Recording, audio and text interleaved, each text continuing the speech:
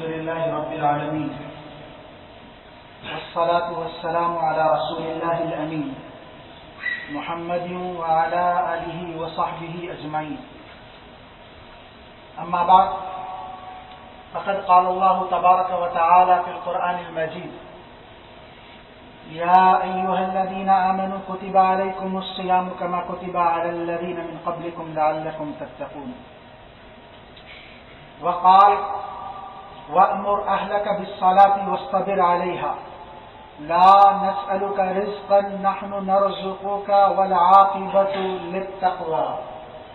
وقال: حافظوا على الصلوات والصلاة الوسطى وقوموا لله قانتين. Respected brothers and sisters, Alhamdulillah, another month of Ramadan, another month of barakat, another month in which Allah subhanahu wa ta'ala increases the rizq of mu'min, another month in which shayateen are chained, and another month in which the reward of every good deed is multiplied by so many times. Another month about what Allah subhanahu wa ta'ala says that this is for me and I am going to reward it.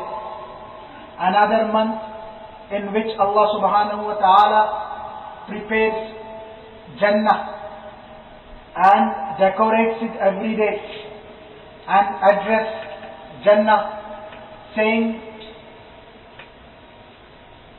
that the time is very close when people, believers, will put their burden off from their shoulders and come towards you, O Jannah. You know, a burden. This is word used, yulqu anhumul mu'unata wal adha, things that make them suffer, things that bother them, things that they have to fast in a long day for 17 hours, around that time. It is in this life they have to, in those days when they will be hungry, they will be thirsty, in those days when they will see their colleagues and people sitting with them, they could eat and drink. Something is holding back a believer. He has means that if he wants to drink tea, what he is addicted to, he could, and nobody is watching him, but something is holding him back. He could eat the food, but something is telling him, no, you shouldn't do it. Though he could do it and no one would blame him. But because he and she thinks that my Rabb, Allah subhanahu wa ta'ala, asked me to be hungry for the sake of Him. My Rabb, my Allah, asked me to abstain and refrain from food and drink. So I will understand the sufferings of those people who are not getting food around the world. Even today, millions of people will go to bed hungry. Millions of children will go to bed crying for food and they will not find food. Nobody could understand the meaning of that suffering more than a believer who practices fasting. Alhamdulillah, one more time that month, and Alhamdulillah, Muslim Ummah around the world is observing fasting. You know, our problem today is not that Ummah is fasting or not, because majority of the people, Alhamdulillah, they are observing fasting, keeping the virtues of fasting in their mind, excellence of fasting in their mind, saying of Prophet sallallahu alaihi wasallam in their mind that man sama Ramadana imanan wa ihtisaban ghufira lahu ma taqaddama min dhanbi. If you fast keeping in mind the reward of it, hoping to get the reward from Allah subhanahu wa ta'ala, what is the reward? That your sins will be forgiven. So Ummah is, alhamdulillah, people fasting. And it is not the problem of Ummah that they don't perform Hajj. Lot of them perform, majority of them perform Hajj. The ibadah, the rukn of Islam, that about what Prophet sallallahu alaihi wasallam said, al-hajjul mabrur laysa lahu jazaa'un illa al-jannah. That nothing is the reward of that Hajj except Jannah. So majority of the people, you ask them, have you performed Hajj? If they have the means to go, generally they have gone. And not only once, maybe twice or more than that, they have gone to the house of Allah subhanahu wa ta'ala. There are people who have kindness in their mind, kindness and generosity of Islam they show. But our problem in today's ummah is that they are weak in the most important pillar of Islam, that is Salah. People fasting, people performing Hajj, people doing lot of good deeds, but the constant devotion that is shown and displayed, that is required from a mu'min through Salah, it is generally not found regularly in Ummah. They pray, but that is the prayer of convenience. Whenever it is convenient to pray, pray. If it is not convenient to pray, just okay. You don't have to. We will see later. All the arkan of Islam are important. Bunyan al-Islamu ala khamsin, we time to time talk about this narration, that these are the foundations, base, whether it is Iman, it is Hajj, it is Zakat, and it is Siyam, and the same way, more important of them in practice after Iman is Salah. And only these pillars are not it, Islam. It is in this, Prophet sallallahu alaihi wasallam talks about Islam as a binaya, as a construction, as a building that has a foundation. Foundation of Islam is on these things, but this is not Islam. This is not the total Islam. Allah subhanahu wa ta'ala says, "Udkhulu fis silmi kaffa." Enter into the fold of Islam in its totality, in completeness. This masjid or any building will have foundation. In the foundation of the masjid or in the foundation of building, only foundations won't work. If someone takes you to a place where there is a foundation, say, "This is my house, this is my building," you will say, "What are you talking about? There is nothing." Hardly foundations are there. Otherwise, there need to be doors, windows, walls, and the heating system, furnace, and whatever you name it, lot of things. If anything is missing, that will spoil the whole building.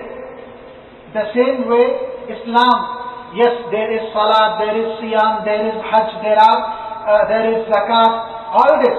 But with that, there is akhlaq, there is dealing with people, there is how you be nice towards your neighbors, how kind towards your spouse, how to raise your children, and how to make halal income and how to spend.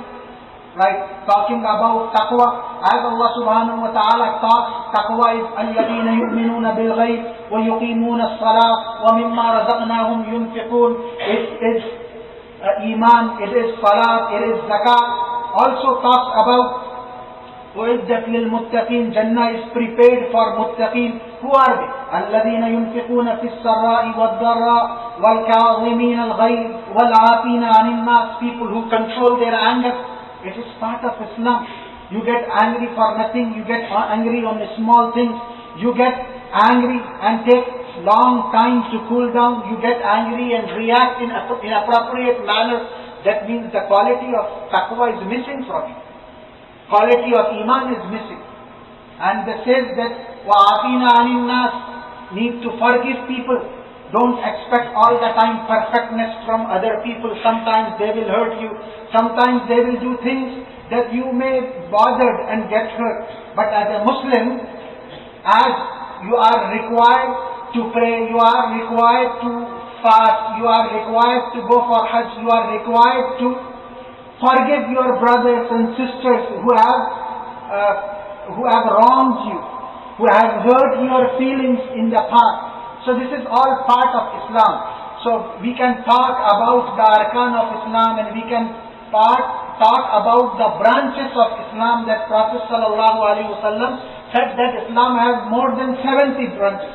But now we want to talk something, the most important thing for a believer. What is that? What is the most important thing? That is the most important rukn, the most important foundation, the most important base where the Islamic practical life starts is salah. As-salatu imaduddin. Islam is based on that. Every day you are tested, day and night, about your determination, about your devotion to Allah subhanahu wa ta'ala. That Prophet sallallahu alaihi wasallam said that man aqamaha aqamat-din. This is the first point. If you establish prayer, then you are trying to establish the deen. But if you demolish this, the prayer is not there. Though zakat is there, though siyam is there, though hajj is there, though akhlaq is there, and everything is there, but salat is not in your life, man hadamaha faqad hadamat deen. Then you are demolishing the whole deen, the concept of deen. You are doing things because it looks nice to you. If you are doing for the sake of Allah, remember that Allah subhanahu wa ta'ala wants a mu'min to pray 5 times a day, and that is the best deed that pleases Allah subhanahu wa ta'ala. That Prophet sallallahu alaihi wasallam in a hadith sometimes called it ahabbul a'mal, and sometimes called it afdalul a'mal, the best of the deeds. That salat is derived from the word sila, that means connection and bond. And it is a bond, a connection between khaliq and makhluq, between the creator and creation, between hakim and mahkum, between the one who has all the power and between those who are needy, who are weak, who are human beings. And if salat is not there, that bond is disconnected. There is no connection between us and Allah subhanahu wa ta'ala. Prophet sallallahu alaihi wasallam, nothing would please him as much as to see the ummah praying properly. That was said that was the last smile of Prophet sallallahu alaihi wasallam to his ummah, when he saw this ummah understood the significance of salat, standing behind Abu Bakr Siddiq radiallahu anhu. Prophet sallallahu alaihi wasallam, very sick, very suffering, but still smiled and looked very happy. That smile was all over his face. This ummah, my ummah, praying. Can you imagine if we would know that how much prayers we are missing? How much his ummah, the people who call him ummati of Prophet sallallahu alaihi wasallam, they might care about song, they might care about hajj, they might care about lot of things, but they don't care about salah today. That majority of the people missing salat are praying the salat of convenience. Then how could they get the victory? How could they get the success? How could they get the nasr and help of Allah subhanahu wa ta'ala?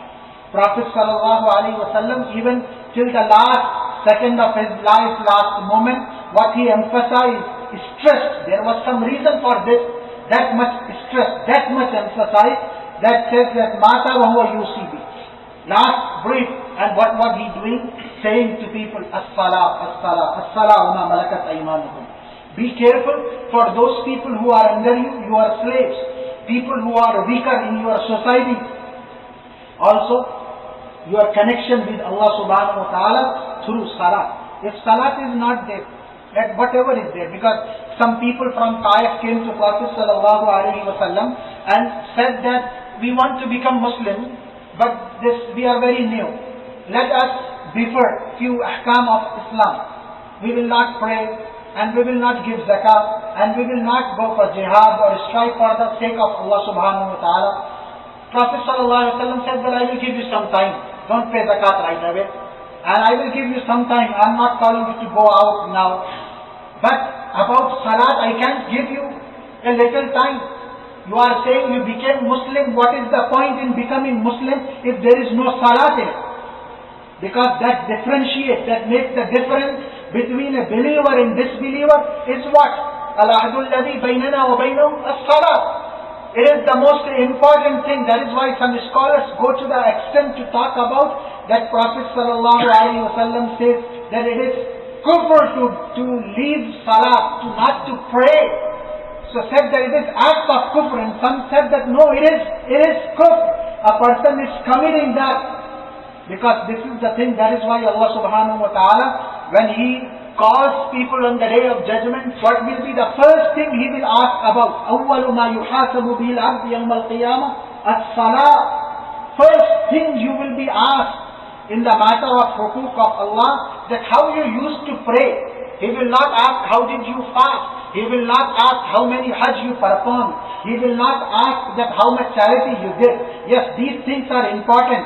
Yes, this will be asked too. And finally you have to answer about these things too. But the questions will start from here, that how your prayer used to be. Your 5 times devotion to Allah subhanahu wa ta'ala used to be. And you can give no excuse, because to live salat for siyam, alhamdulillah, we see people and communities that much in zeal of fasting that even they are traveling and they are fasting. I have seen lot of people, they are sick, it is hard for them to fast, still they fast, though they have excuse. But more important than that for salat there is no excuse. If you are sick, no excuse. If you are in khawf, there is no excuse, there is salatul khawf. If you are traveling, there is no excuse. In every state, in every form, whenever salat is farz on you, you have to fast. You have to pray. You can never take it easy. You can never make it a commitment of convenience, that whenever is convenient to me, I will pray. People, Muslim Ummah, their priority used to be, when the times of glory for Muslim Ummah was there, that they used to show their devotion to Allah through salat. Sayyidina Umar ibn Khattab, when he was attacked by Firoz Abu Lulu, that he was praying, he fell down, wounded, and that was the time Amirul Mu'mineen like Umar ibn Khattab lying in front of Muslim Ummah, but they did not stop their prayer. Abdurrahman ibn Awf went ahead, took over, and he led the prayer, and Muslim Ummah first finished and completed their prayer and let Amirul Mu'mineen taken care of later after Salah. He was wounded and all the time bleeding on his bed, but still, and he was fainting all the time. But whenever the time of Salah come, he would be shaken and he would get up and say, yes, I have to pray. I know that I cannot leave prayer. So he, in his life too, he ordered his governor, say that you want to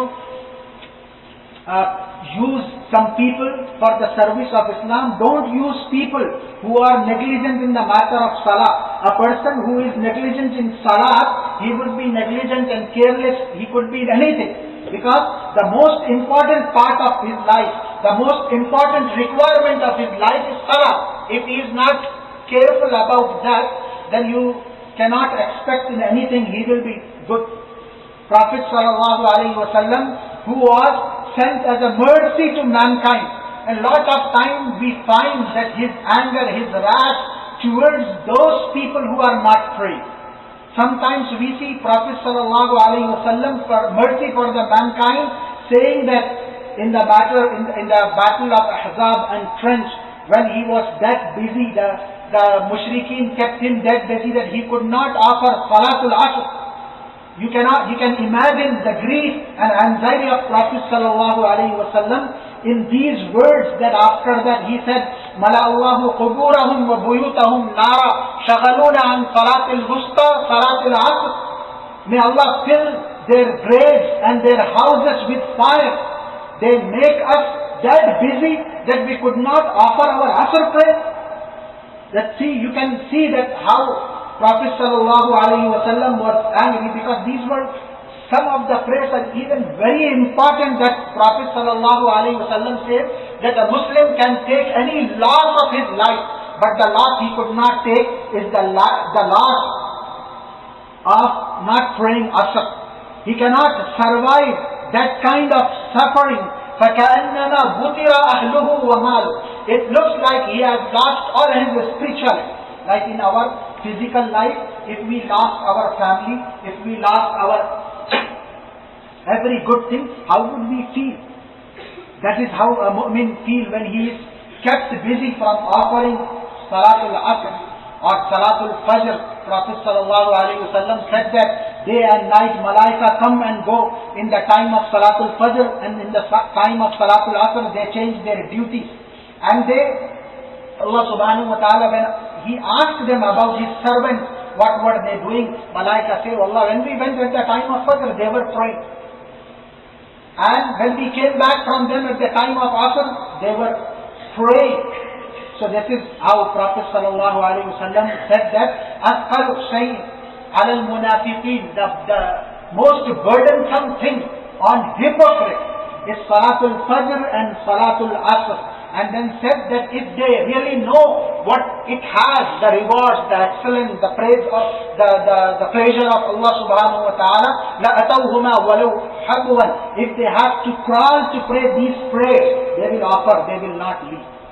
So even the children, they need to be made used to offer prayer, to practice prayer. Prophet sallallahu alaihi wasallam, to small young children, he used to pray, he used to tell them and encourage them to pray. Ibn Abbas radiallahu anhu was in the care of Prophet sallallahu alaihi wasallam, very young boy. Prophet sallallahu alaihi wasallam will come to house and he will find Ibn Abbas sleeping and say, Sallal Ghulam, did he pray before sleeping? The scholars write, when the child could make difference between right hand and left hand, ask him to pray. From that time, he needs to get used to pray. Because prayer is the thing in which Allah put the coolness of our eyes. Qurratu aini fi salah. Whenever there is anxiety, whenever there is trouble, Prophet sallallahu alaihi wasallam would say, Arihna biha ya Bilal, give us some comfort, establish prayer, O Bilal, because this is the dhikr of Allah. Ala bi dhikrillahi tatma'innul qulub. In this, Allah subhanahu wa ta'ala put His help, istaeenu bis sabri was salah. This forgives our sins, kaffaratun lima bainahum.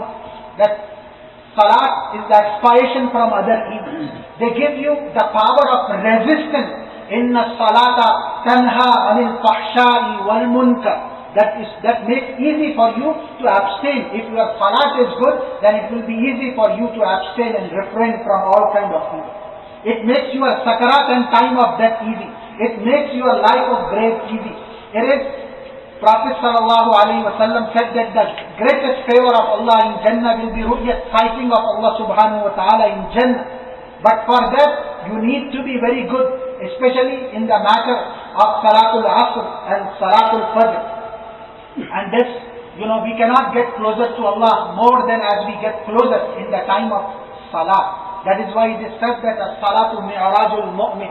It is the Mi'raj of Mu'min. Prophet sallallahu alaihi wasallam, in Mi'raj, he got very close to Allah subhanahu wa ta'ala. He went to a place where Angel Jibreel could not cross. Prophet sallallahu alaihi wasallam reached to that limit we cannot imagine about. That was his highest point, as the most beloved of Allah subhanahu wa ta'ala. What could be our highest, how high we could go, how close we could get to Allah subhanahu wa ta'ala, that could be attained while we pray and offer prostration, sajda to Allah subhanahu wa ta'ala. And if we don't offer in this life, then Allah subhanahu wa ta'ala says, يَوْمَ يُكْشَفُ عَنْ سَاقٍ وَيُدْعَوْنَ إِلَى السُّجُودِ فَلَا يَسْتَطِيعُونَ. A time will come when Allah will ask in front of us face to face, that bow down and make sajda. People who make salat in this life, they will be able to make sajda. And the people who did not offer salat, then they will not be able to make sajda.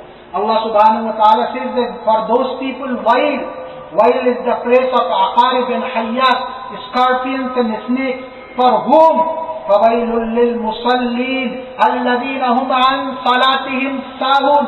People who are not careful about salah. Did not say, hum anis salat, hum tarikun, who don't pray. Pray, but the prayer of convenience. For them Allah subhanahu wa ta'ala warning and lot of warning. Saqar, la tubqi wa la tadar. That part of Jahannam that is called Saqar. Mu'mineen will ask people, Ma salakakum fi saqar. What made you end up at this place? And they will say, Lam naku minal musallin. We were not among those people who used to offer prayer. That is why today we are here. So, my brothers and my sisters, is one more very important rukn of Islam. It's the time for us to remember that inshallah as Siyam is in our life, Salat is also very important, or the most important pillar of Islam. We will not be negligent about it. You know, whatever we do. Ibn Jawzi went to see Ibn Taymiyyah in prison and started crying. Ibn Taymiyyah said that don't cry, I am not in prison, I am not chained. In prison is the person who is prisoned by his desires, that he cannot have connection with Allah subhanahu wa ta'ala. It is not imprisonment that I cannot have connection with my relatives, I cannot have connection with my friends. The real imprisonment is imprisonment when I could not have connection with Allah subhanahu wa ta'ala. The imprisoned is the person who is not offering prayer. Trapped is the person who is in the traps of shaitan. May Allah subhanahu wa ta'ala protect us from the traps of shaitan and make us regular and proper in our prayers. The traps of shaitan and make us regular and proper in our prayers.